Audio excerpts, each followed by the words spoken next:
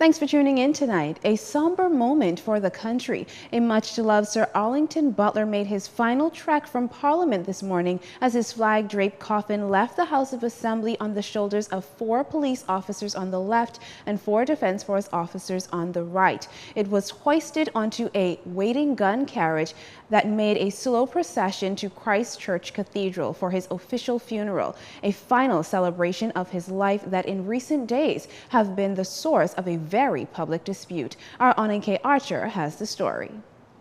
Soon after Sir Arlington's death, his family's private affairs went public. A legal dispute that pitted his second wife against his children from his first marriage. The children of Sir Arlington served a notice on Hazel Lady Butler back on December 13th, just days after Sir Arlington died, demanding entry into the matrimonial bedroom and for her to vacate their father's home. Additionally, the children of Sir Arlington also asked that she had no involvement with the funeral. In fact, as expected, Hazel Lady Butler was escorted into Christ Church Cathedral by police. Well, leaving the family with much to think about. Now, the children of the late Sir Arlington has since backed off the pending case and relinquished their involvement in planning of the funeral service today. In an official statement released by the children of the late Sir Arlington, they said, they were taught by their father and mother there are simply matters of which a family does not engage in public consumption.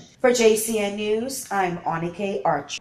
While giving a soul-stirring and tearful tribute was Sir Arlie's great-granddaughter. It was she and other loved ones like Arlington Butler Jr. who knew the former teacher, statesman, sportsman, and diplomat on a very personal level. Reminiscing on the great relationship he shared with his mentor, the younger Butler fondly recalled his father's benevolent dictatorship when decisions were challenged and the many lessons he learned sitting at his father's knees. The most important, to value everyone and their opinion. Mr. Butler Jr. said while his father had his flaws, frailties, and shortcomings like everyone else, he was still his hero and one of the greatest Bahamians he ever knew. When I looked at him as a child, I saw a giant of a man. When I looked at him in the last few months, I saw a frail boy, scared of what the future may hold, longing for the adoration of the crowd, wishing that his friends would come and see him, and in a lot of pain, both physically and psychologically. The congregation heard that the last time Mr. Butler touched his father without gloves was a week before his death, adding that for as much as his father gave and as much as he gave his father, the most endearing moment was when his father simply asked him to hold his hand, and he did for an hour. Tributes also came from Prime Minister Dr. Hubert Minnis and opposition leader Philip Davis, who spoke to the loss of a patriot. Sir Arlington was a full life. He was a lover of life. He spent many decades as president of the Bahamas Olympic Committee, encouraging athletics in the Bahamas and representing us on the world stage. He was also an attorney, a politician, and a diplomat. His presence, exuberant spirit, and fellowship will be missed at the lunch bunch. I salute Sir Ali Griffith Butler simply because the measure of his love, the measure of his caring, and the capacity to do both, to care and to love, is the measure by which I have measured him and called him a great man. I thank God for giving him to us, his family, and his friends, giving him to us to know, to love, and to impact our lives along his pilgrim journey on this earth. Sir Arlington died on November 9th at the age of 79. Now, a grim and shocking discovery for the family of a retired father. After missing out on the family's Thanksgiving party and not hearing from him this morning, loved ones decided to visit 76-year-old Leon Sweeting at his Armberger Street home. Upon arriving, they met bloody walls and immediately called the police.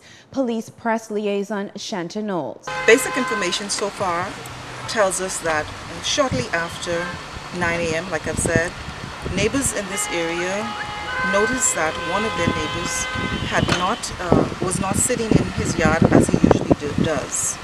They became concerned. They knocked on his door, and after they did not get a response, they called family members who gained entry into the house and made this discovery.